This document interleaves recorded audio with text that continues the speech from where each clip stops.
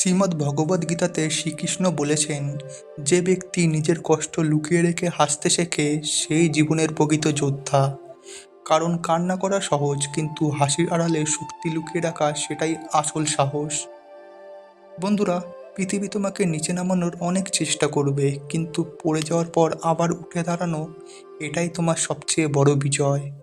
যে হারার ভয় পায় সে কখনো জিততে পারে না, আর যে প্রতিটি পরাজয়কে শিক্ষা হিসেবে নেয় তার সাফল্য কেউ কেড়ে নিতে পারে না।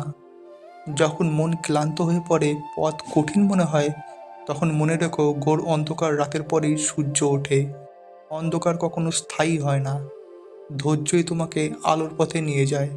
তার জন্য অতীতকে আঁকড়ে ধরে থেকো না, না হলে সামনে আসা সুযোগগুলো হারিয়ে ফেলবে। বন্ধুরা, জীবন নদীর মতো, যে তার প্রবাহ বুঝতে পারে সেই নির্মল থাকে। যদি তোমার স্বপ্ন নিয়ে মানুষ হাসে, তাহলে বুঝবে তোমার স্বপ্ন ছোট নয়। মন চঞ্চল হলে জীবন অস্পষ্ট হয়ে যায়, কিন্তু মন শান্ত থাকলে কঠিন পথও সহজ হয়ে ওঠে। বাইরের কোলাহল তোমাকে বিচলিত করতে পারে, কিন্তু মনের শান্তি তোমাকে রক্ষা করবে। বন্ধুরা, প্রকৃত বিজয় মানে অন্যকে হারানো নয়, বরং নিজের মনকে জয় করা। নেতিবাচক চিন্তা প্রতিটি সুযোগকে বাধায় পরিণত করে, আর ইতিবাচক চিন্তা প্রতিটি বাধাকে সুযোগে বদলে দেয়। তাই নিজের চিন্তাকে পরিশুদ্ধ করো, এটাই তোমার সবথেকে বড় শক্তি। জীবনের প্রতিটি কঠিন পরিস্থিতি তোমাকে ভাঙতে নয়, বরং গড়তে আসে। যেমন পাথর কেটে মূর্তি তৈরি হয়, তেমনি দুঃখ ও সংগ্রাম মানুষকে মহান করে তোলে। সম্পর্কই জীবনের সবচেয়ে বড় সম্পদ। টাকা হারালে ফিরে পাওয়া যায়, কিন্তু ভাঙা সম্পর্ক অনেক সময় আর জোড়া লাগে না। ভিড়ের সাথে চলা সহজ, কিন্তু ভিড়ের মাঝেও নিজের মতো দাঁড়িয়ে থাকা সেটাই সাহস। বন্ধুরা, অহংকার মানুষকে নিচে নামায়, আর বিনয় মানুষকে সর্বোচ্চ স্থানে পৌঁছে দেয়।